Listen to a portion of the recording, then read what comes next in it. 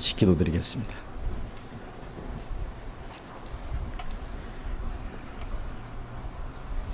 우리를 사랑하시는 거룩하시고 자비로우신 우리 아버지 하나님, 우리의 영혼을 영원한 죽음의 권세에서 구원하셔서 거룩한 하나님의 자녀로 삼아주시고 영원한 하나님의 나라와 그 영광을 기업으로 약속해 주신 주님 감사드립니다. 이 악하고 험악한 세상 중에 살면서도 우리의 마음속에 주님이 주시는 평안을 누리고 주님 말씀 안에서 살아갈 수 있도록 항상 지켜주시는 주님 감사합니다. 주님은 우리의 선한 목자이시며 우리는 주님이 기르시는 어린 양들입니다. 우리가 주님을 떠나서는 이 세상 죄 가운데 악한 자의 시험에 빠질 수밖에 없습니다. 항상 주님 말씀으로 우리를 지켜주시고 주님의 능력의 손으로 우리를 붙잡아 주시고 우리를 주님의 거룩하신 뜻 가운데 행하게 해 주시옵소서. 우리를 하여금 그리스도를 아는 지식에서 점점 자라갈 수 있게 해주시고 주님의 거룩한 형상이 우리의 마음속에 이루어지게 해 주시옵소서. 멀지않아 우리가 주님 앞에 서는 그날 그 영광 앞에 책망받을 것이 없이 흠도 없이 설 수 있도록 우리를 다 온전케 해 주시옵소서. 이 시간도 우리에게 나타내고자 원하시는 주님의 말씀, 때를 따라서 우리에게 필요한 말씀으로 주시는 주님, 이 시간 각 사람 마음속에 주 성령께서 친히 말씀해 주시고 우리를 주님 말씀으로 더욱 인도해 주시옵소서. 이 시간 함께 참여하지 못한 형제 자매들도 어느 곳에 있든지 주님이 지켜주시고 말씀으로 인도해 주시옵소서. 주 예수님 이름으로 기도드렸습니다. 아멘. 먼저 질문 말씀 받겠습니다. 봉투에다 갖다 아주 얌전하게 주셨습니다.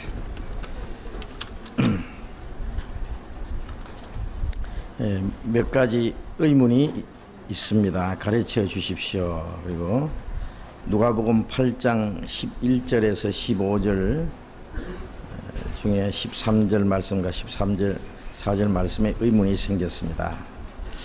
우선 성경 누가복음 8장 찾겠습니다.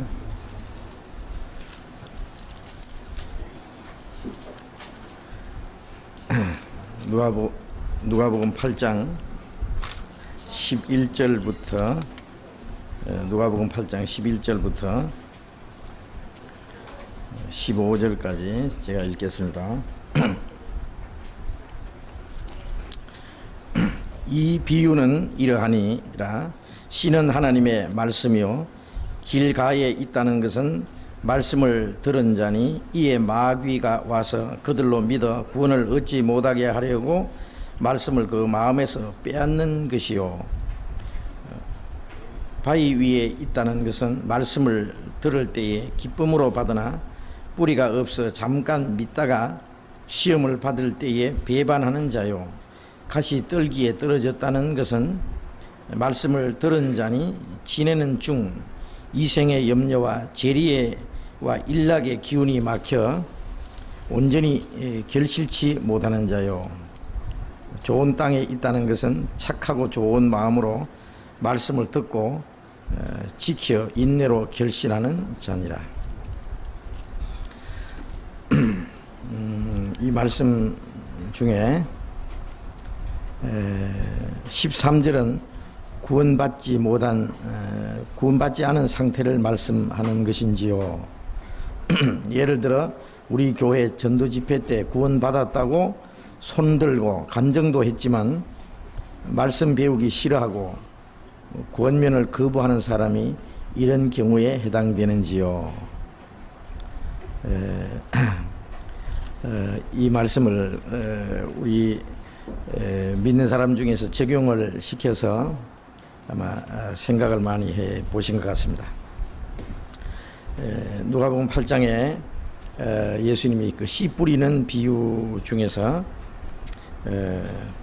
씨는 하나님의 말씀이라고 하셨습니다. 그리고 그 씨가 길가에, 길바닥에 혹은 돌짝밭에, 마태복음 13장에는 돌짝밭이라고 그랬고 여기는 바위라 그랬는데요. 흙이 얕은 돌밭이라고 말입니다. 혹은 가시덤불에 떨어지고 또 어떤 씨는 좋은 땅에 떨어졌다 그랬습니다. 여기서 씨는 하나님의 말씀이고 이 몇 가지 그 씨가 떨어진 그 밭은 길바닥이라든지 돌짝밭, 가시덤불, 좋은 땅, 이것은 말씀을 받는 사람들의 마음 상태를 설명하는 것입니다. 그런데 문제는 이 사람들이 구원을 받지 않은 것인지라는 말씀인데요. 우선 12절에 길가에 있다는 것은 말씀을 들은 자니 이에 마귀가 와서 그들로 믿어 구원을 얻지 못하게 하려고 말씀을 그 마음에서 빼앗는 것이요. 말씀을 듣기는 들었는데 그 말씀을 깨닫지 못하고 있을 때에 마귀가 와서 그 사람 구원받지 못하게 하려고 마음에 있는 말씀을 뺏어갔다 그랬어요. 길바닥에 떨어진 씨는 공중의 새가 와서 쪼아먹어버렸다. 공중의 새는 공중의 권세 잡은 마귀를 가르치는 겁니다. 하나님은 사람을 구원하시기 위해서 역사하시고 마귀는 구원을 받지 못하게 하려고 또 역사를 합니다. 그래서 말씀이 전해지는 곳에는 마귀도 함께 역사를 한다는 것을 우리가 생각을 해야 되겠어요. 말씀을 들어도 확실히 깨닫지 못하고 있다가 얼마 후에 새카맣게 까먹는 사람이 있어요. 예? 구원을 받을 수 있는 말씀이죠, 물론. 그런데 그 마귀가 그 사람을 구원받지 못하게 하려고 그 말씀에서, 그 마음에서 말씀을 빼앗는 것이다 그랬어요. 물론 이것은 구원받지 못한 것이 확실합니다. 구원받지 못하게 하려고 말씀을 뺏어가 버렸으니까 금방 사라져 버린 사람이에요. 어떤 사람들 모처럼 말씀을 듣기는 들었는데 말씀을 들을 때는 참 좋아하고 또 깨달은 것 같기도 한데 확실히 깨닫지 못하고 있다가 얼마 후에는 언제 말씀을 들었냐 하는 식으로 아주 새까맣게 그만 그 말씀이 사라져 버린 사람이 있어요. 그 사람이 여기에 속한 사람이라고 할 수 있습니다.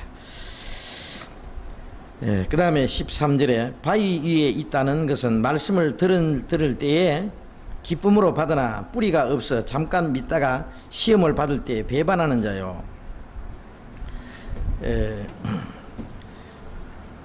이 바위라고 하는 것은 이 흙이 얕은 바위입니다. 그냥 바위가 아니고요.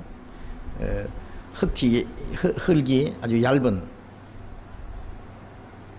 이 얘기 하지 마세요. 제 시간에는. 흙이 얇은 땅이기 때문에 이 뿌리가 내릴 곳이 없어가지고 조금 싹이 나오는 것 같은데 금방 햇빛이 나니까 말라 죽어버렸다 그랬습니다. 이것은 잠깐 믿다가 믿는 것 같은 생활을 하다가 그 말입니다. 시험을 받을 때 배반하는 자요. 자, 이 사람은 어떤 사람이냐?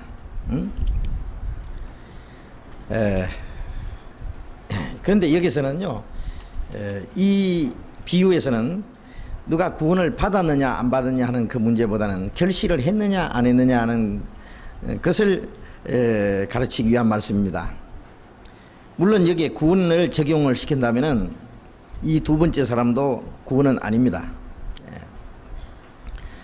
이런 사람들이 있어요. 앞에 그 길바닥에 떨어진 씨보다는 조금 싹이 나오다가 죽었기 때문에 조금 시간적으로 잠깐 믿다가 그랬으니까 잠시 신앙생활을 하는 것 같다가 조금 신앙생활을 할 중에 조금 시험과 어려움이 닥치면은 그만 말씀을 배반해 버립니다. 이 배반하는 것도 역시 그 믿지 않는 것으로 돌아가는 거예요. 이런 사람들이 있어요. 얼마 동안 믿는 것 같다가 신앙생활을 하는 것 같다가 신앙생활 중에 어떤 시험과 그 역경이 있습니다. 반드시 있습니다. 왜 하나님이 우리에게 시험을 주시느냐 하면은 그 사람 받은 구원이 얼마나 확실한지 그것을 하나님이 시험해 보셔요.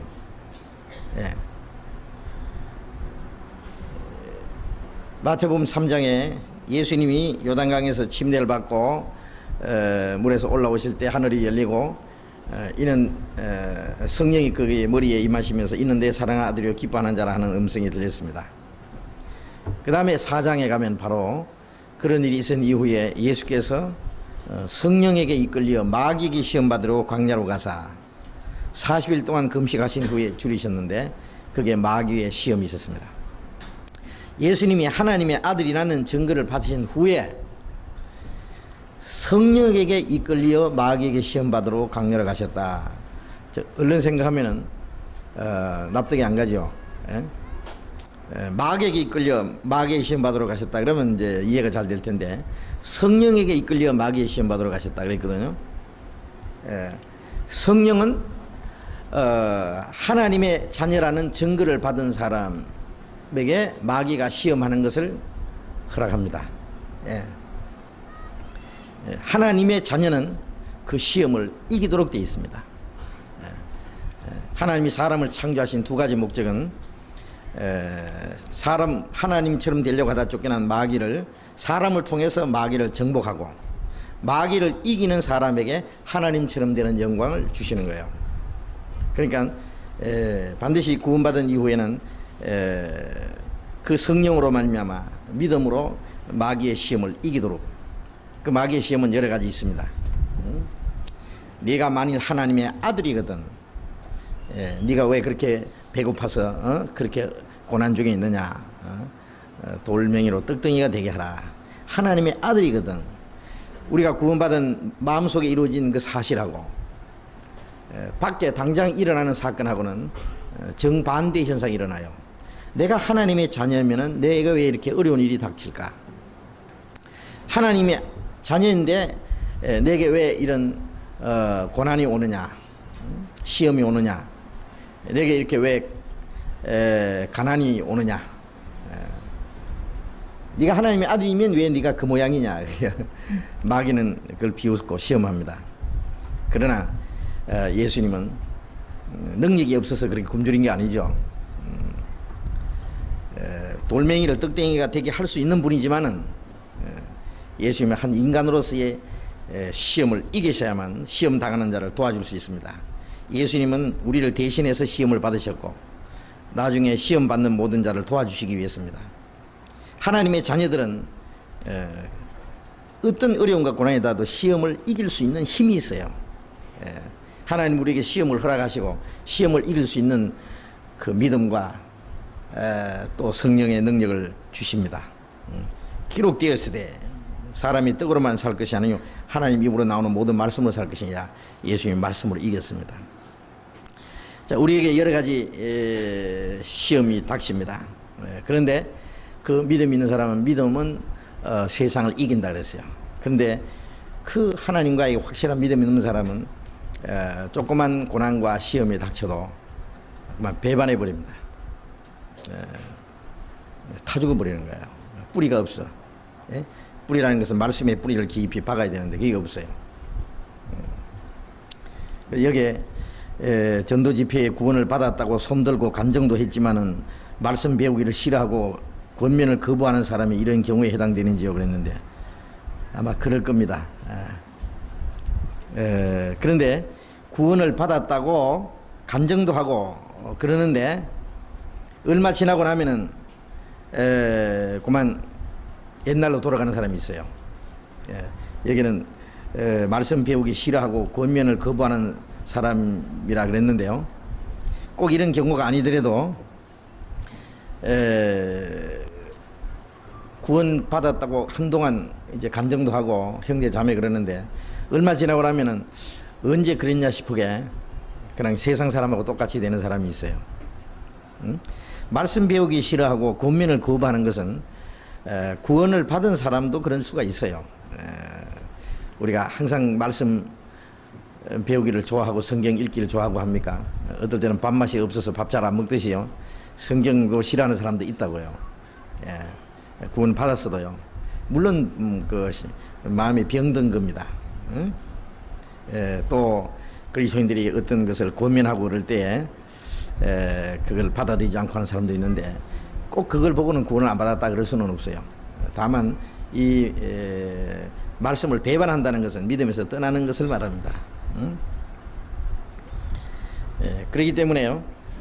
구원을 받았다고 간증을 했다고 해서 그 사람을 100% 구원받았다고 인정하기는 어렵습니다. 그렇다고 해서 자 구원받았다고 하지만 두고 봐야 된다? 그럴 수는 없어요. 속으로만 두고 보자 그럽니다. 저도 어떤 사람 전도가 구원받았다 그러면은 간증을 확실히 하면은 속에 한 50% 받은 것 같다. 나머지는 두고 봐야 됩니다.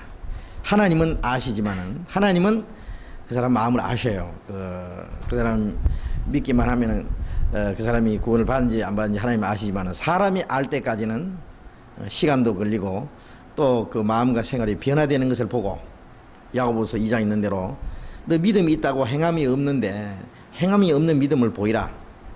예? 행함이 없는 믿음을 어떻게 보일래? 나는 행함으로 내 믿음을 너에게 보이겠다. 그렇죠. 믿음이 있다는 것은 말로만이 아니라 그 생활로 나타내 보여야 됩니다.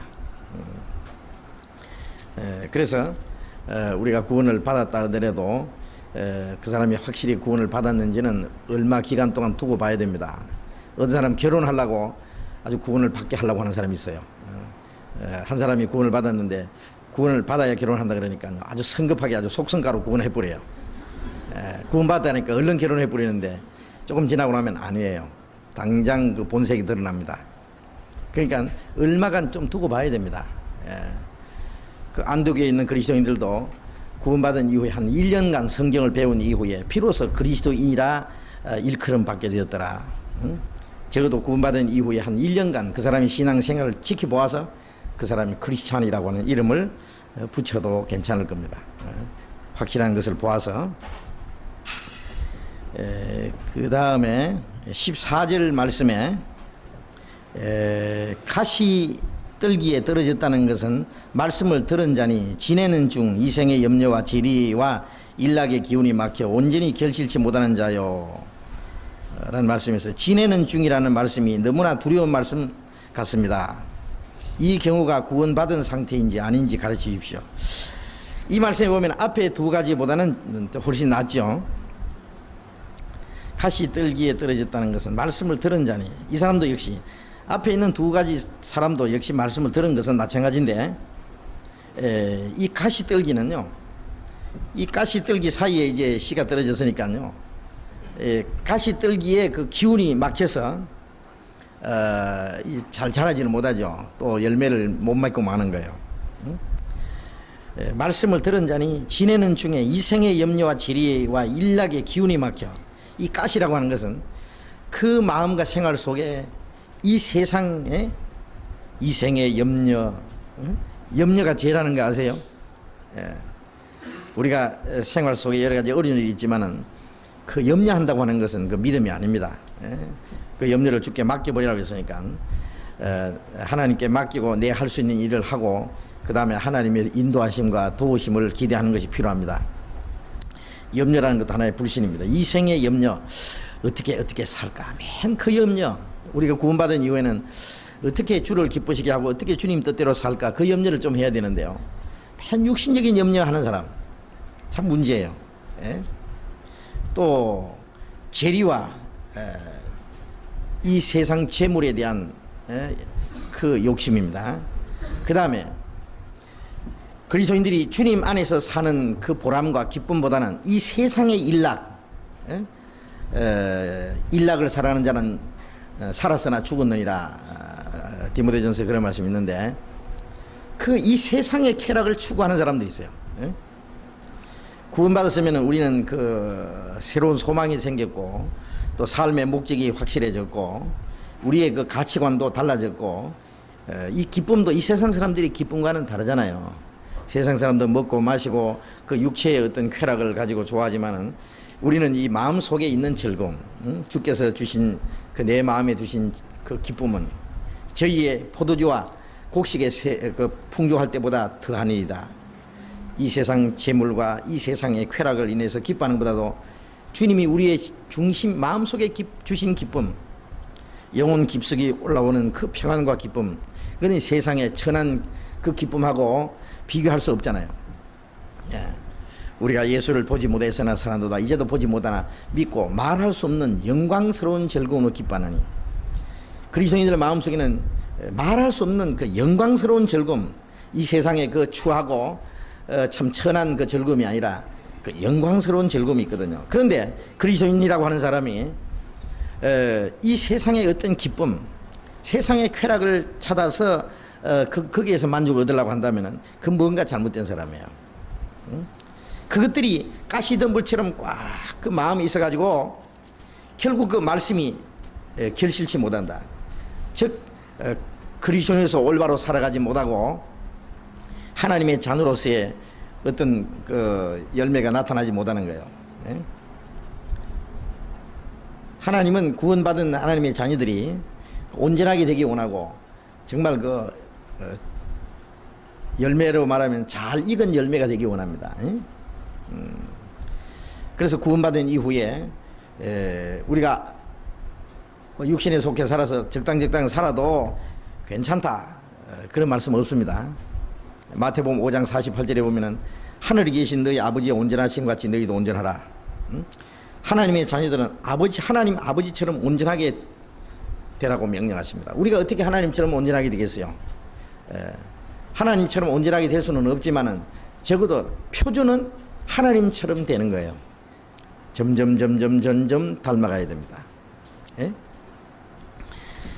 그래서 여기에 결실치 못하는 자요, 이것도 역시 신앙생활에 실패하는 사람인데 이 사람 역시 구원이라고 할 수 없습니다. 여러분 참 이 말씀을 들은 사람 중에요, 이 금방 말씀을 배반하는 사람이 있느냐 하면은 얼마 동안 그 신앙생활이라고 하다가 다시 세상으로 돌아가는 사람이 있고, 그 다음에 끈질기게 교회는 다니는 것 같은데 교회는 나와서 이제 섞이고 신앙생활 하는 것 같아요.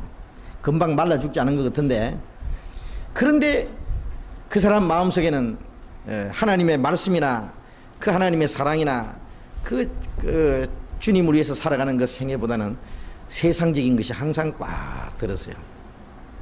그것도 문제입니다.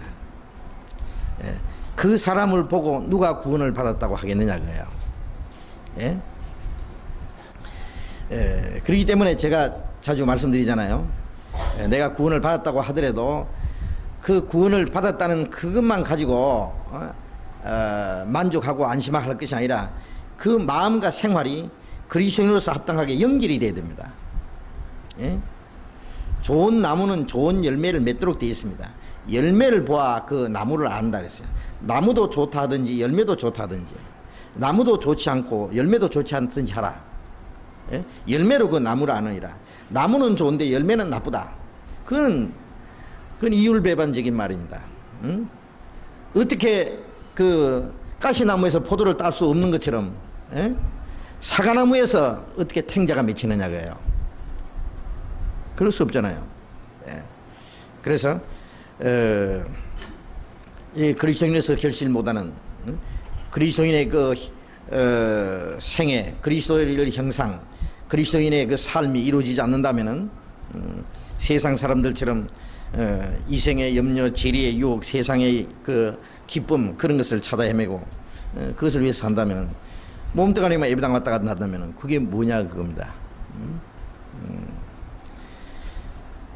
그래서 이 세 종류의 사람은 여기 구원을 받았다 안 받았다는 말씀은 없지만은, 왜 그러냐면 이것은 구원을 말씀하기 위한 말씀이 아닙니다. 그 결과 열매를 맺히는 것을 말하기 위한 것인데, 그러나 여기에 구원을 적용시킬 수 있습니다.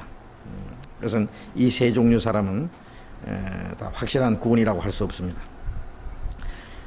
그리고 좋은 땅에 있다는 것은 착하고 좋은 마음으로 말씀을 듣고 지켜 인내로 결신하는 자니라. 좋은 땅이 있다는 것은 착하고 좋은 마음으로 말씀을 듣고 깨닫고 지켜서 마음과 생활 속에 지켜서 그 인내로 결실한다. 마태복음 13장을 찾아봅시다. 같은 말씀인데요. 마태복음 13장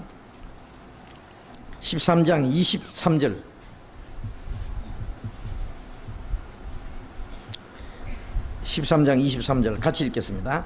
좋은 땅에 뿌리 있다는 것은 말씀을 듣고 깨닫는 자니 결실하여 혹 100배 혹 60배 혹 30배가 되느니라 하시더라.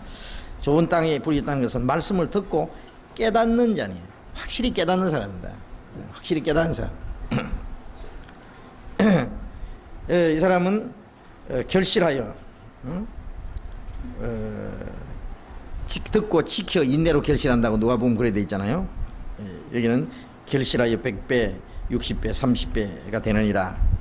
하나님의 영광을 위한 열매가 맺힐 것을 말합니다. 우리가 그리스도인의 열매는 우선 우리의 마음 속에 그 신앙생활, 그 성령의 열매, 육신의 열매가 있고 성령의 열매가 있잖아요. 성령의 열매는 사랑과 희락과 화평과 오래 참음과 자비와 양성과 충성 온유와 절제, 이 9가지 열매가 우리의 마음과 생활 속에 이루어지고, 그리고 또 다른 사람에게 복음을 전해서 또 다른 영혼이 구원을 받는 것도 그리스도인으로서의 열매입니다. 사과나무는 사과 열매 맺듯이 그리스도인은 또 다른 그리스도인, 우리가 주님 앞에 합당하게 살면은 우리 주변에 구원받는 사람들이 일어나도록 되어 있습니다. 자, 그래서 그 우리의 마음 속에 이루어진 그 믿음과 구원이 우리의 생활 속에, 우리의 생애 속에 이루어지는 것이 열매입니다.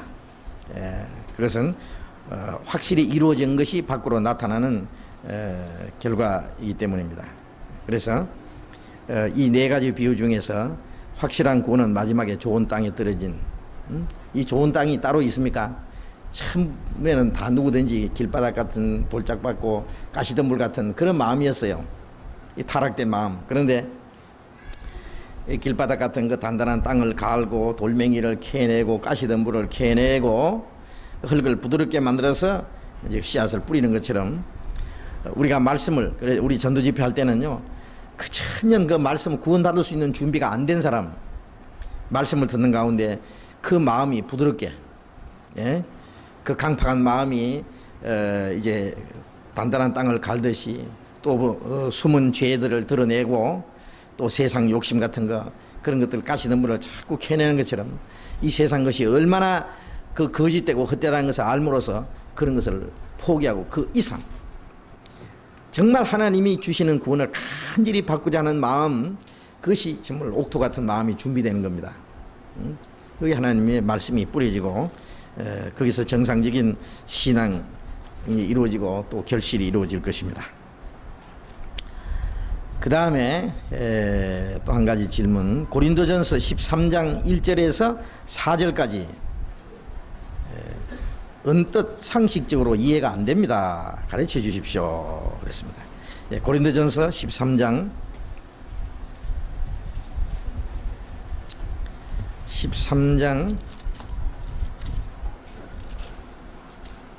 1절부터 제가 읽겠습니다.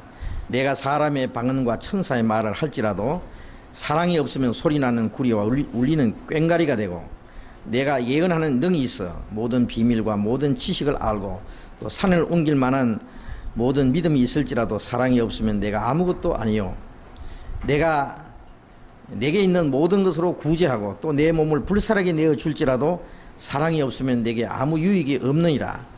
사랑은 오래 참고 사랑은 온유하며 투기하는 자가 되지 아니하며 사랑은 자랑하지 아니하며 교만하지 아니하며. 자, 이 4절까지라 그랬으니 4절까지만 읽겠습니다. 언뜻 상식적으로 이해가 안 된다고 그랬는데요,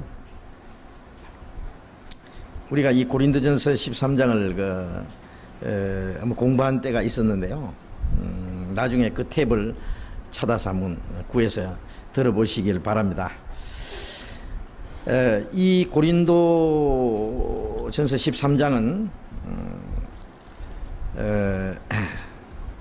이 고린도 교인들에게 어떤 문제점을 지적한 후에 진정한 신앙이 무엇인지를 에게 말씀을 하고 있는 건데요.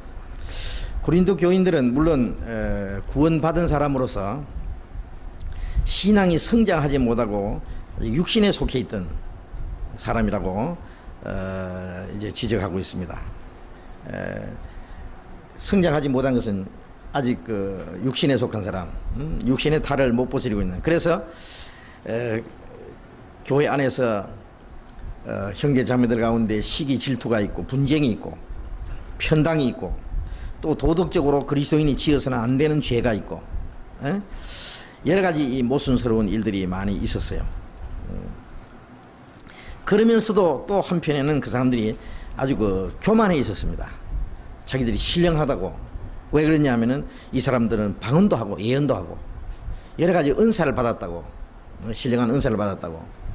그래서 이 고린도 사람들은요 말도 잘하고 그리고 신령한 은사 방언도 하는 사람들이 많고 예언하는 사람들이 있고 요즘 말하면 그 무슨 신령한 은사를 받았다는 사람들이 많이 있었어요. 이 초대교회에는 실제로 그런 은사들 하나님이 많이 허락하셨습니다. 물론 그것은 성령으로 있었던 그런 일들입니다. 지금은 뭐 그런 은사들이요 성령의 역사 아니고 마귀의 역사로도 얼마든지 있습니다. 그러나 이 고린도 교회에 있었던 이 일들은 이 당시에는 성령의 능력으로 그런 은사들이 있었습니다. 그런데 고린도후서 11장에 보면은 나중에 다른 사람들이 가서 다른 예수, 다른 복음, 다른 영을 받게 할 때 잘 용납했다. 다른 영을 받게 한 사람이 있었지만은 여기서 고린도전서 12장에 여러 가지 그 은사를 말한 것은 교회 안에서의 있는 여러 가지 성령으로 말미암은 은사들입니다. 그러나 그런 은사들과 또 주님이 세우신 많은 직분들이 있지만은 사도로 선지자로 복음 전하는 자 뭐 이렇게 쭉 세우셨는데 그런 것보다도 가장 중요한 것이 있다 그래요. 여기 12장 끝절에 31절에 보면은 너희는 더욱 큰 은사를 사모하라. 내가 또한 제일 좋은 길을 너희에게 보이라. 그 모든 은사보다도 더욱 큰 은사를 사모하라. 제일 좋은 길을 너희에게 보이라. 그리스도인들이 가장 큰 은사, 제일 좋은 그 신앙의 그 길, 그 가야 될 길이 있고 그 가장 중요한 문제가 있는데 이제 그걸 설명하려는 거예요. 그게 뭐겠습니까? 이제 고린도전서 13장에 말하는 사랑입니다. 그래서 13장을 사랑장이라 그러죠. 사랑. 고린도전서 13장을 가지고 사람들이 그 노래를 지어 가지고 뭐 이제 노래 부르죠. 뭐 사랑은 뭐 자기 유익을 굳지 않고 뭐 오래 참고 그러면서 이제 그런데 그 노래를 부르는 사람들이 그 뜻을 알고 부르겠습니까? 여기 사람의 방언과 천사의 말을 할지라도 사랑이 없으면 그 방언을 한다든지 천사의 말을 할지라도 그 소리 나는 구리와 울리는 꽹과리다. 아주 시끄럽다 해요. 그 아무것도 아니다 그래요. 별로 가치도 없다 그런 얘기입니다. 내가 예언하는 능이 있어 모든 비밀과 모든 지식을 알고 또 산을 옮길 만한 모든 믿음이 있을지라도 이거 엄청난 거죠. 예언도 하고 또 하나님의 비밀도 알고 그 다음에 신령한 지식도 있고 산을 옮길 만한 그런 믿음, 어떤 사람 특별한 믿음이 있잖아요. 그런데 생활 속에 그런데 그 믿음이 있을지라도 사랑이 없으면 아무것도 아니다. 아무것도 아니다. 아무것도 아니라는 게 뭐겠어요? 이거는 뒤에 동글맹이 여러 개 붙여놔도 앞에 일자 없으면 이건 말짱 헛일이다 하는 말하고 한 가지입니다. 가장 중요한 거 하나 빼먹으면은 그게 뭐 아무 가치가 없다 그런 얘기입니다. 사랑이 없으면 그런 뭐 비밀을 알고 지식을 알고 뭐 산을 만한 옮길 만한 믿음이 있어도 그 뭐냐 그 하나님 앞에 내가 내게 있는 모든 것으로 구제하고 내게 있는 모든 걸 가지고 가난한 사람들이 구제하고 또 내 몸을 불사르게 내어줄지라도 청춘도 불사르고 몸도 불사르고 죽는 데까지 내어줄지라도 사랑이 없으면 내게 아무 유익이 없느니라. 참 끔찍한 거죠. 자, 이 모든 것으로 구제하고 몸을 불사르게 내주셨으니까 하나님 앞에 큰 상 받아야 되는데 사랑이 없으면, 자, 여기에 이제 상식적으로 이해가 안 된다는 말씀이 이제 여기에 좀 해당될 겁니다. 사랑이 없이 어찌 구제할 수 있느냐? 자기 있는 모든 걸 가지고 사랑이 없이 어떻게 자기 몸까지 불사르게 내줄 수 있느냐? 라고 말할 수 있을 겁니다. 여기는 성경에는 할 수 있다고 되어 있습니다. 할 수 있습니다. 그걸 얼른 쉽게 말하면은 믿는 사람들 말고도 안 믿는 사람들도 사상을 위해서도 국가를 위해서도 어떤 한 그 임금이나 자기가 존경하는 사람을 위해서도 죽어요. 자기가 믿는 종교를 위해서도 죽습니다. 자기 모든 것으로 다 흩어서 구제하고 마지막 자기 생명까지 내줍니다. 그 사람 나름대로의 이 사랑이 있을 거예요. 그러나 여기 성경에서 말씀하는 사랑하고는 완전히 다른 겁니다. 예수 믿는 세계도 마찬가지예요. 믿는 사람도 그렇게 할지라도 그게 진정한 사랑으로 말미암은 사랑을 기초로 하는 것이 아니면은 그게 말짱 헛일이 될 수 있다 하는 내용입니다. 여기서 말하는 사랑은 도대체 무엇일까요? 그렇고는 이 사랑이 무엇인지가 이제 설명이 나와 있습니다. 사랑은 오래 참고, 사랑은 온유하며, 투기하는 자가 되지 않으며, 자랑하지 아니하며, 교만하지 아니하며, 무례 행치 아니하며, 자기 유익을 구치 않으며, 성내지 아니하며, 악한 것을 생각지 아니하며. 이 말씀을 쭉 내려가 보면서 사랑이 이렇게 엄청난 사랑을 지금 설명을 하는데 좀 이상하죠? 사랑이 뭐 또 오래 참고, 사랑은 또 뭐 온유하고, 사랑은 사랑이지 뭐 또 온유한 게 또 뭐고, 사랑은 그럼 사랑이면 되었지 뭐 또 자랑하지 안 하고. 이게 뭐냐 하면은 사랑은 이렇다 하는 것은요, 하나님은 사랑이시다. 하나님의 사랑이 육신으로 오신 분이 예수님입니다. 예수 그리스도의 인격을 말하는 거예요. 사랑은 이렇고 이렇다 하는 것은 바꿔 말하면 예수 그리스도는 이렇고 이렇다 라고 말하면 틀림없습니다.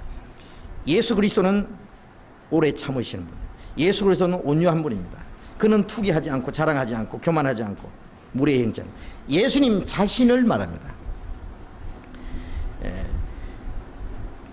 우리가 구원받은 이후에 하나님이 우리에게 여러 가지 은사도 주시고 우리 가운데 여러 가지 하나님이 역사하시는 그 최종 목적은 뭐예요?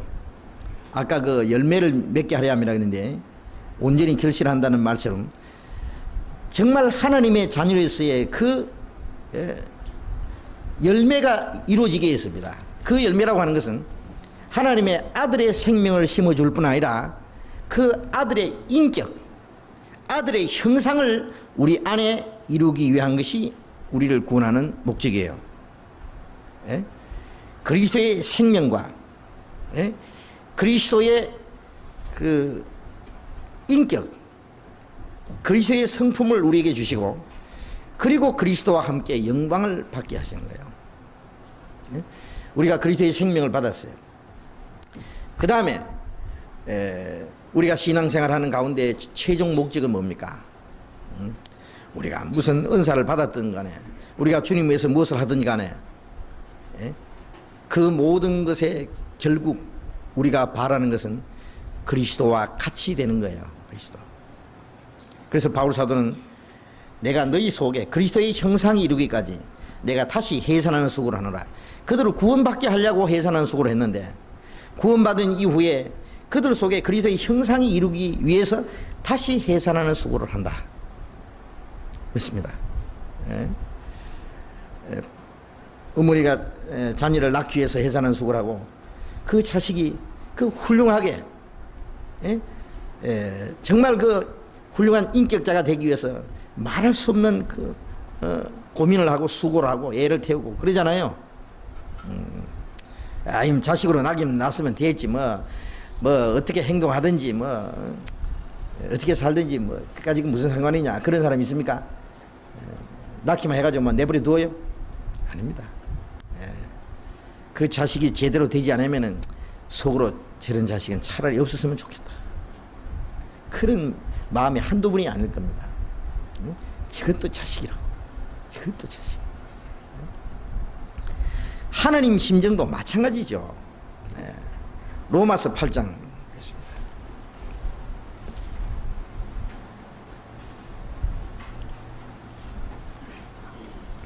로마서 8장 29절 같이 읽어봅시다.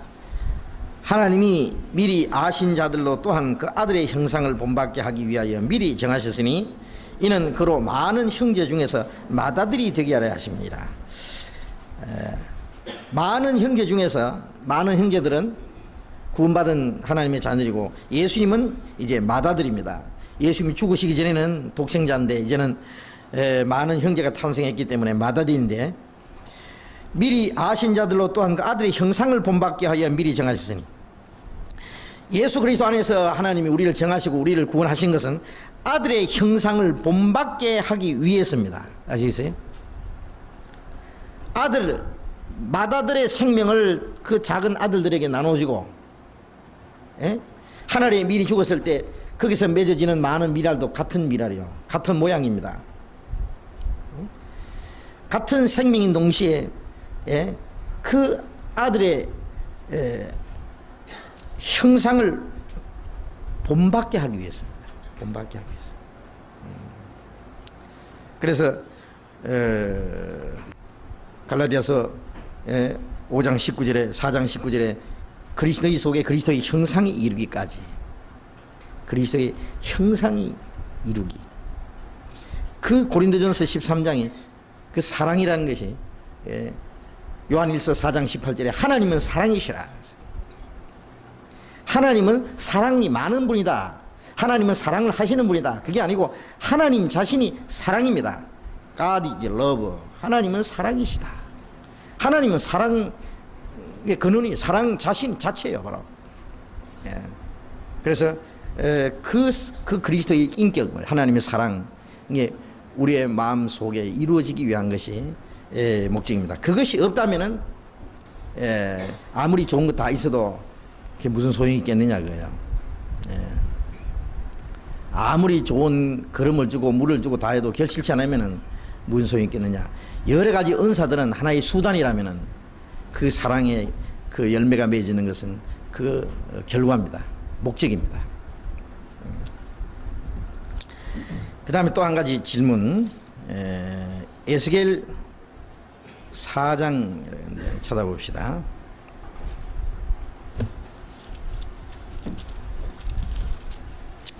4장 18절인데 에스겔 4장 18절은 없고 3장 18절인 것 같습니다. 맞죠? 18절에서 20절까지 3장 18절부터 20절까지 제가 읽어보겠습니다.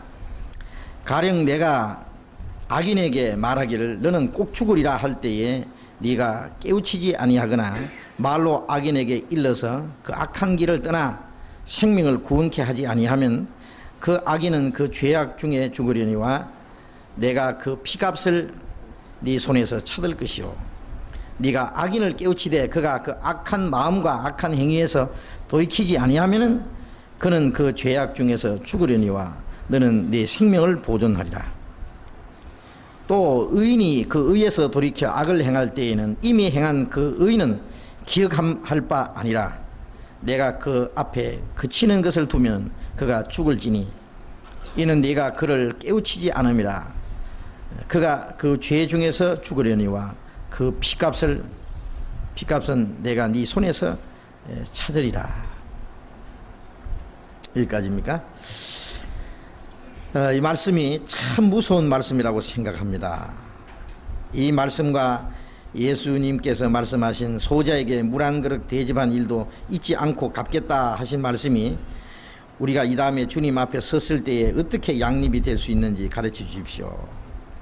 우선 예수님 말씀하신 것과 연결시키기 전에 에스겔 3장에 있는 말씀을 잠깐 생각하면은 이 말씀은 에스겔에게 하신 말씀입니다. 하나님께서 17절에 보면은 인자야 내가 너를 이스라엘 족속의 파수꾼으로 세웠으니 너는 내 입의 말을 듣고 나를 대신하여 그들을 깨우치라. 하나님이 에스겔 선지자를 이스라엘 족속의 파수꾼으로 세웠다. 파수꾼은 높은 망대에 지켜 있다가 저 멀리서 적이 쳐들어오는 걸 보면은 경고의 나팔을 불어야 됩니다. 위험이 닥쳐오면은 그것을 알려서 사람들을 미리 대비하도록, 전쟁인 같으면 전쟁에 대비하도록 해서 이기도록, 화를 면하도록 해 줘야 됩니다. 그런데 만일 파수꾼이 딴전을 피우다가 아니면은 잠을 자다가 적이 쳐들어오는데 아니면 어떤 재난이 닥치는데 그것을 미리 말하지 않아서 만일 그 동네 사람들이나 자기가 지키려고 했던 사람들이 화를 면하게 되면은 그 책임을 파수꾼에게 문다. 파수꾼이 아마 처형을 당할 거예요. 예? 예수님 당시에도 그 감옥을 지키는 사람, 만일 지키지 못해서 놓쳐버리면은요, 그 사람 지키는 사람의 생명을 대신합니다. 죽입니다. 그래서 베드로를 하나님께서 옥중에서 바울 사도를 옥중에서 건져내실 때도요, 옥문이 다 열린 걸 보고 지키던 사람이 아이고 다 도망갔구나 이제 나 죽었구나 하고 자기를 하려고 그랬잖아요. 그게 왜냐하면은 놓치면은 지키지 못했으면 자기가 대신 죽어야 되니까. 이렇게 이제 지키는 자의 책임이 큽니다. 그런데 하나님께서 가령 내가 악인에게 말하기를 너는 꼭 죽으리라 할 때에 네가 깨우치지 아니하거나 말로 악인에게 일러서 그 악한 일을 떠나 생명을 구원케 하지 아니하면은 그 악인은 그 죄악 중에 죽으려니와 내가 그 피값을 네 손에서 찾을 것이요.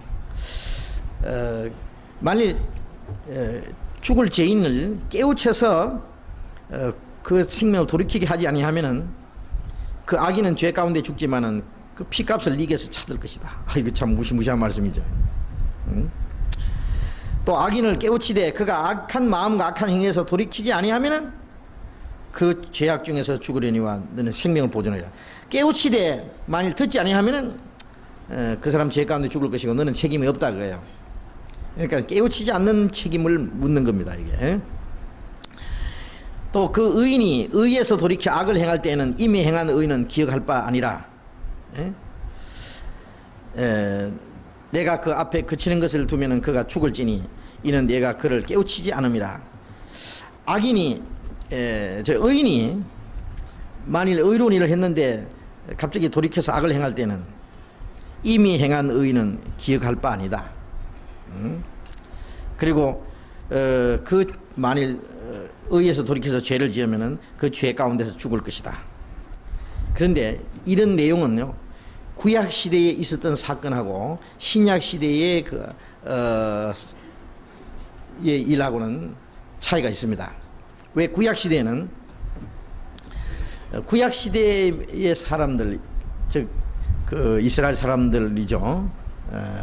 말씀을 믿고 또 율법을 지키고 또 그들이 지은 죄를 위해서 또 속죄 제사를 드리고 했던 사람들의 그 구원 문제는 어떻게 되느냐 그러잖아요. 우리하고는 다릅니다. 우리는 예수님이 십자가에서 영원한 속죄를 이루셨고 그 복음을 깨달음으로 단번에 우리 죄가 영원히 사함을 받고 그 다음에 하나님의 자녀가 되고 영원한 생명을 얻습니다. 그리고 확실히 구원받은 사람은 영원히 멸망하지 않습니다. 그러나 구약시대 사람들은 아직 예수님이 오시기 이전 상태이기 때문에 우리처럼 영원한 속죄를 단번에 그들이 믿고 그들이 영원히 거듭나고 단번에 구원받는 그런 것이 없어요. 예? 그들의 믿음은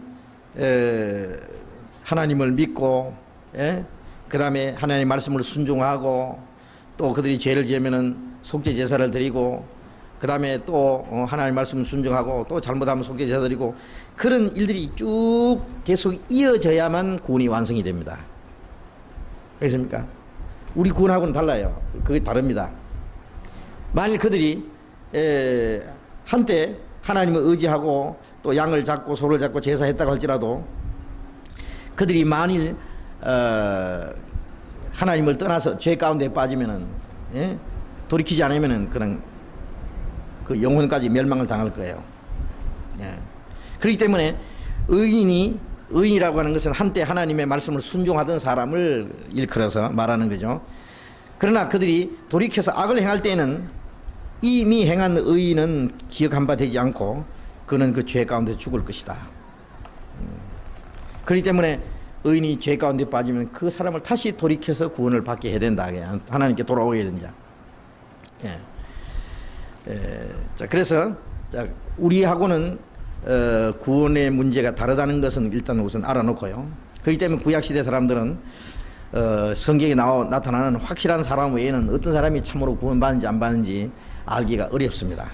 그러니까 그 시대 사람들은 이스라엘 사람들이라고 할지라도 참 우리보다는 훨씬 그 불행한 시대에 산 것이 틀림없습니다. 우리는 정말 단번에 영원한 속죄 이뤘고 참 구원을 받았으니까 얼마나 행복하고 참 우리의 구원은 안전하죠. 그런데 여기서 이제 말씀하는 것은 그것보다도 이 파수꾼으로 세움을 받은 사람이 악인을 죽을 죄에서 돌이키지 않은 것도 죄고, 의인이 의를 떠나서 죄 가운데 빠졌을 때 그 의인을 그 죄 가운데 빠져서 죽게 된 의인을 다시 돌이키지 않는 것도 죄다. 돌이키지 않았을 때는 그 피값을 네게 차더리라. 그 말씀은 뭐 영원히 지옥 간다는 말은 아니겠죠. 그 책임을 묻겠다. 그래서 고린도전서 9장에서 바울 사도도 그런 말을 했습니다. 내가 복음을 전할지라도 자랑할 것이 없으면 내가 부득불할 일입니다. 내가 복음을 전하지 않으면 내게 화가 있을 것입니다.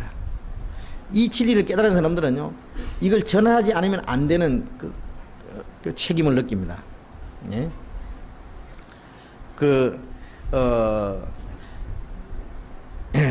이스라엘 사람들이 적에 의해서 포위를 당하고 성 안에 먹을 것이 떨어졌을 때 연문둥이가 말이죠.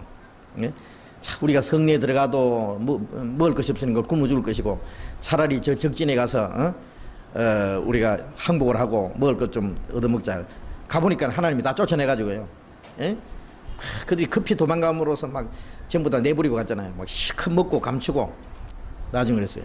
야, 오늘은 우리 기쁜 날인데 우리만 실컷 먹고 또 감추고 저 성 안에는 굶주린 사람들이 있는데 이 좋은 소식을 전하지 않으면 우리에게 화가 있을 것입니다. 해가 지기까지 이 소식을 전하지 않으면. 그랬잖아요. 그리고 황급하게 가서 이제 그 성내에 성 안에 그 굶주린 사람들에게 그 소식을 전했잖아요. 그것처럼 자, 이 기쁜 소식, 우리 영혼이 구원받고 영원한 영생을 얻는 이 길을 우리가 발견했는데 옆에 멸망할 사람들이 얼마나 많은 사람들이 있는데 이것을 전하지 않으면은 그 하나님 앞에 그 책임이 있다 이거예요.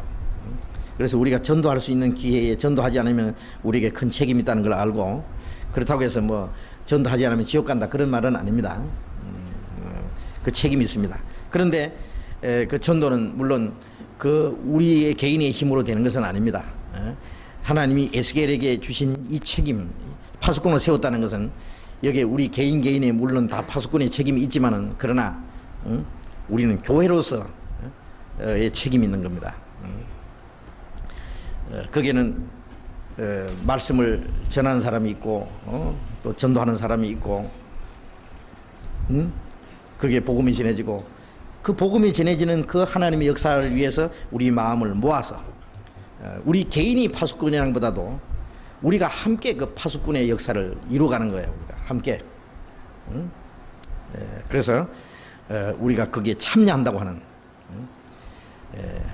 구원만 받고 나는 전도할 책임이 없다, 다른 사람 지옥 가든 말든 나와 내 식구들만 구원받았으면 됐다고 생각하고 다른 영혼이 구원받는 것을 위해서 어떤 시간이나 물질이나 우리의 어떤 그 희생이나 이런 것에 참여하지 않으면은 우리에게 주신 그 복음 전파하는 그 책임, 바울 사도는 이 하나님의 은혜의 복음 전가하는 일을 마치기 위해서 내 생명을 조금도 귀양 여기지 않았다 그랬습니다. 우리는 바울같이 되지는 못할지라도 우리도 이 복음을 위해서 우리의 이 참 한때 죄 범하던 육체를 가지고 우리의 모든 것을 복음을 위해서 사용한다면은, 그걸 복음을 위해서 희생한다면은 그것이 조금도 아까울 것이 없을 겁니다. 만일 그렇게 하지 않으면은 주님 앞에 가서 책임을 물으실 것이다. 그래서 여기에 이 질문하신 분이 이 소자에게 물 한 그릇 대접한 것도 내가 잊지 않고 갚겠다고, 그 마태복음 10장 끝부분에 그 말씀하셨잖아요. 마태복음 10장 30절에는 너희는 머리털까지 다 해신바 되었다. 머리털까지 해신바 되신 주님이 우리의 잘하는 것 못하는 것 다 일일이 해시고 계시고, 심지어 주님의 이름으로 냉수 한 그릇 대접한 것, 그 하찮은 것까지 그 상을 결코 잃지 않는다 그래요. 그 해는 것에 대해서도 상급을 잊지 않고, 우리는 해야 될 일을 안 한 것도 죄고, 하지 않아야 될 것 한 것도 죄입니다. 그러니까 죄가 두 가지죠.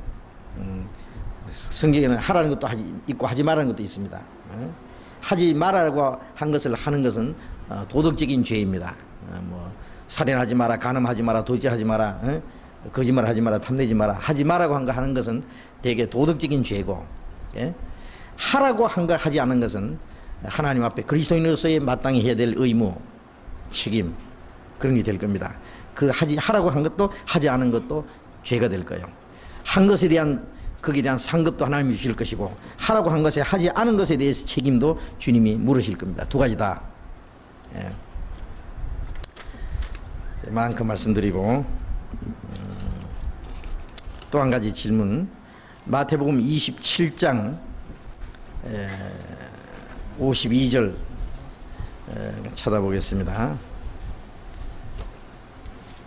마태복음 27장 52절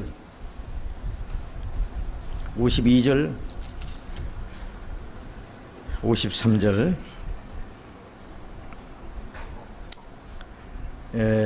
50절부터 읽는 게 좋겠습니다. 50절.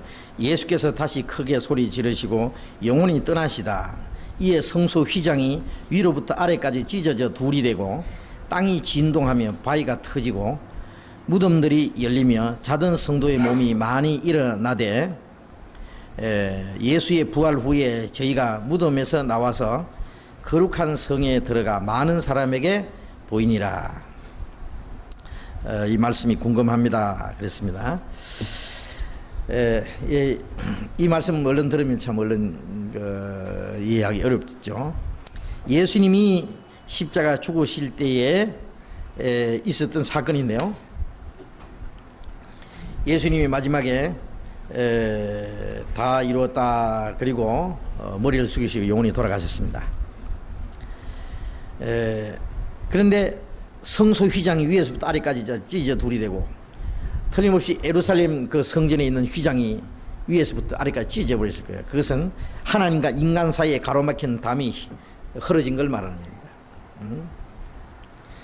땅이 진동하며 바위가 터지고, 실제로 땅이 진동했고 바위가 터졌을 거예요. 그런데 이 땅이 진동했는데 왜 땅이 진동하냐면은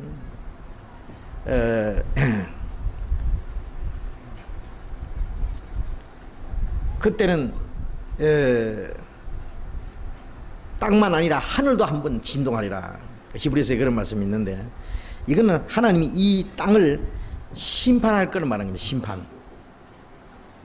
땅이 깨어지고 침망같이 비틀비틀하며 그 모든 것이 드러나리라. 이 땅을 심판할 걸 말하는 것인데요. 예수님이 십자가에서 죽으셔서 구원을 완성하시는 동시에 이 땅을 심판하기도 결정했다는 것을 여기에 설명하고 있습니다. 하나님이 죄인을 구원하는 역사를 이루시지 않았다면 하나님이 이 세상을 심판할 수도 없을 거예요. 구원을 완성하시고 이 복음이 온 세계 전파된 후에 하나님이 세상을 심판하시기 때문에 그 마지막 심판받는 사람들이 하나님 앞에 항의할 수가 없을 거예요. 변명할 수가 없을 겁니다. 왜? 구원을 완성하신 이후에 그 다음에 이 심판도 이미 결정됐다는 걸 말합니다. 땅이 진동하고 바위가 터지다는 것은 인간의 강팍한 마음들, 죄악들이 깨질 것을 이렇게 표현을 하셨다고 생각합니다.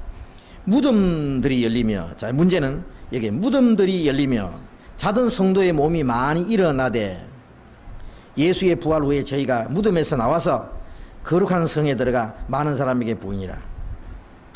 예수님이 죽으실 때 무덤들이 열리는데 자던 성도의 몸이 많이 나서 예수의 부활 후에, 그럼 예수님 죽으실 때 무덤 열렸고 부활 후에 그 나오는 시간이 그럼 3일이나 걸렸겠어요? 무덤에서 나오는 시간이. 그 다음에 부활 후에 저희가 무덤에서 나와서 거룩한 성에 들어가. 거룩한 성이 어디냐? 많은 사람이 보이니라. 근데 여기만 있지, 만일 실제로 말이죠, 예수님이 돌아가실 때 예루살렘 주변이나 이스라엘 땅에 무덤들이 열려서 많은 사람들이 살아가지고 그 예루살렘 성에 들어가서 나 살아났다고, 옛날에 죽었던 아무개도 살아나고 그랬으면 난리 법석통이 났겠죠. 그렇죠? 죽은 지 나흘 만에 살아난 나사로가 살아난 것에 대해서도 얼마나 많은 사람들이 그 나사로로 인해서 그 소문이 퍼지고 그 나사로로 인해서 예수님을 믿게도 되고 그것 때문에 예수님을 죽이려고 그러고 나사로까지 죽이려고 그러는 사건도 있었는데, 만일 이 많은 성도들이 무덤에서 살아나와서 예루살렘 성 안에 돌아다녔다면요 참 야단 났을 겁니다. 그런데 그런 말씀은 성경에 한마디도 없어요. 죽었던 사람들이 바로 돌아다녀가지고 어떤 일이 생겼다 그런 건 없죠. 그럼 이건 뭘 말하느냐면은 무덤들이 열리며 자는 성도의 몸이 많이 일어났다. 이 자던 성도들은 구약시대의 성도들입니다. 구약시대의 성도들. 레위기 23장에 보면은 이스라엘 민족이 지키는 그 절기 중에서 크게는 3가지이고 또 작은 절기까지 하면 7가지 절기가 있는데,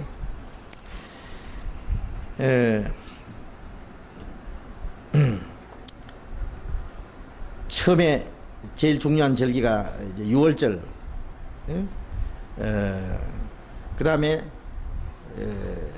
초곡절, 그 다음에 오순절 있는데 6월절은 예수님이 십자가 죽으실 걸 말하는 거예요.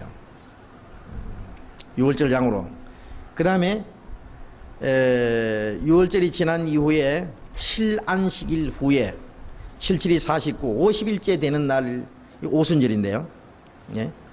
그런데 오순절이 되기 전에 그 초국절이 있어요. 초국절. 예. 그 안식일 이튿날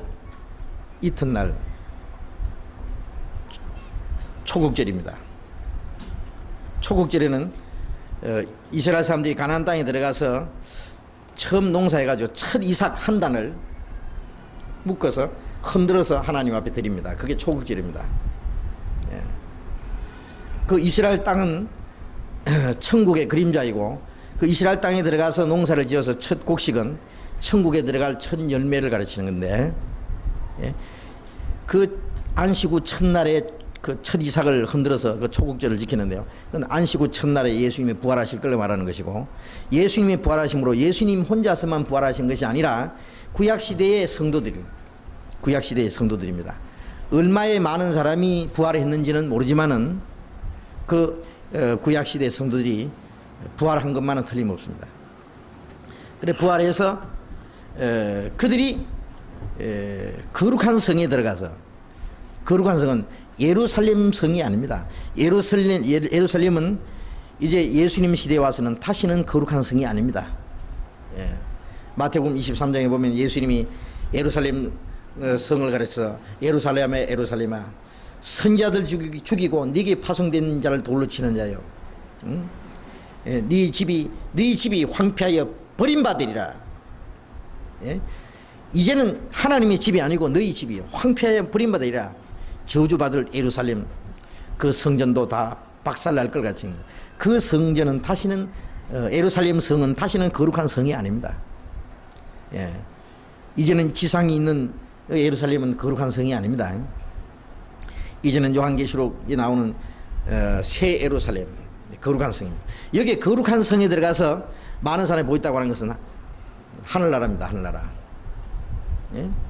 그들이 육신까지 부활해가지고 그 예수님이 부활했을 때 예수님과 함께 나중에 그 하나님 앞에 가서 거룩한 성에서 보이서 그 거룩한 성에 많은 하나님의 백성들이 있겠죠. 그래서 보이는 거예요. 구약시대의 성도들도 죽으면은 육신은 무덤에 들어가고 그 영혼은 하나님 앞에 가 있습니다. 그 누가복음 16장에 그 나사로가 죽어서 아브라함 품에 들어갔다 그러잖아요. 아브라함 품이라는 것은 아브라함의 믿음, 아브라함의 그 하나님의 약속을 말하는 거예요. 아브라함 안에 있는 그 믿음으로 말미암아 구원받는, 아브라함이 믿음으로 의롭다함 받았기 때문에 믿음으로 말미암아 의롭다함 받고 그 하나님 앞에 들어갈 그 약속, 아브라함과 함께 그 약속을 받는 사람을 가르치는데 그 구약시대 성도들도 거기에 참여합니다. 그리고 이제 우리 그리스도인들이 죽으면은 낙원에 들어가고 육신은 무덤에 있다가 주님 오시는 날 육신까지 부활하잖아요. 그런데 이 구약시대의 성도들은 주님이 죽으실 때 그들이 무덤에 나와서 부활 후에 거룩한 성에 들어간 거예요. 하나님 앞에.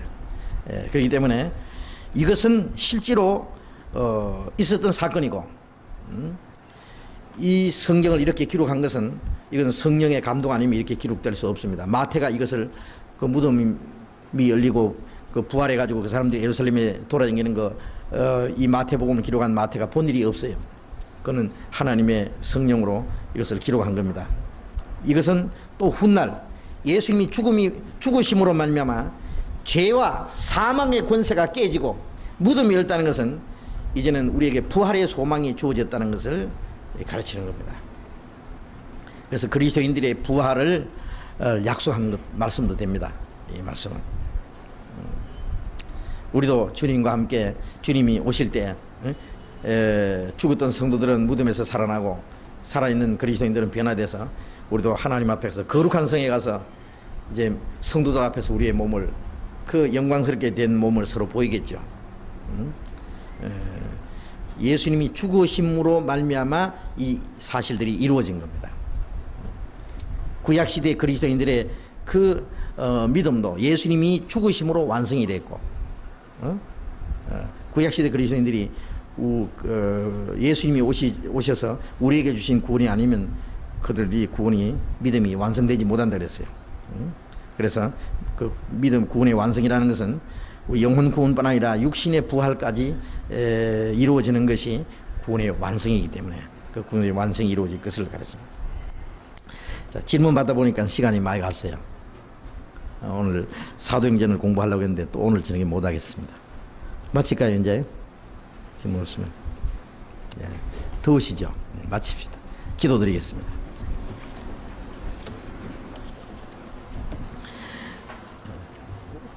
거룩하신 우리 아버지 하나님, 이 세상의 많은 사람 중에서 먼저 우리를 불러주시고 주님의 그 크신 사랑을 깨닫게 해주시고 이 세상에서 우리를 거룩하게 구별해서 하나님의 거룩한 자녀로 살아갈 수 있도록 인도해 주신 주님, 주님은 우리의 머리시며 우리는 주님의 몸입니다. 우리 가운데 행하시는 주님의 능력을 따라서, 주님의 인도하심과 다스림을 따라서 우리의 남은 생애를 살아갈 수 있도록, 그리고 다시는 우리의 육신의 소욕을 따라서 그리고 세상 헛된 것을 쫓아 살지 않도록 인도해 주옵소서. 우리의 마음과 우리의 생활 속에 주님 보시기에 합당치 못한 것들, 숨은 죄악들이 있으면 주님 말씀으로 깨우쳐 주시고 그 모든 숨은 죄와 이 세상의 거짓된 것에서 벗어나게 해 주시옵소서. 우리를 주님의 말씀 가운데로 거룩한 길로 인도해 주시고 우리의 모든 생애를 통해서 하나님의 거룩하신 뜻이 이루어지게 하시고 하나님께 영광이 되게 해 주옵소서. 우리의 마음과 생활 속에 그리스도의 거룩한 형상이 이루어지게 해 주시고 우리를 통해서 하나님의 영광을 위한 향기로운 열매가 풍성히 맺히게 인도해 주옵소서. 우리 중에 한 사람도 이 거룩한 무리 가운데서 떨어지는 사람이 없도록 자비를 베풀어 주옵소서. 우리가 앞으로 해야 될 일들, 더 많은 사람에게 복음을 전하기 위해서 지금 넓은 집회 장소를 준비하고 있습니다. 이제 아직 완성되지 못한 마지막 작업 일, 모든 것 주님께서 도와주셔서 원만하게 이루어지도록 도와주시옵소서. 전국 곳곳에 우리 형제 자매들 있는 곳마다 같이 계시고 또 집회 장소를 준비하고 있는, 건축하고 있는 교회마다 주님이 도와주셔서 모든 어려움이 없도록 잘 진행되게 해 주시옵소서. 우리 형제 자매들 가정마다 일일이 주님이 보살펴 주시고 시험에 빠지거나 고난 중에 있는 사람들 주님께서 일일이 도와주시고 그 모든 역경과 시험 중에서 능히 이길 수 있도록 말씀으로 믿음으로 더욱 채워주시옵소서. 우리의 나머지 모든 일들 주님 자비로운 능력의 손에 간곡히 의지하면서 주 예수님 이름으로 기도드렸습니다. 아멘. 광고 말씀.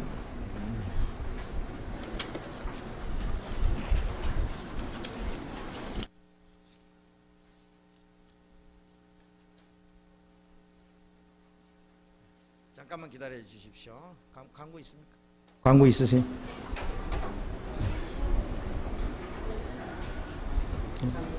예? 예, 광고 하세요. 예. 광고 말씀드리겠습니다.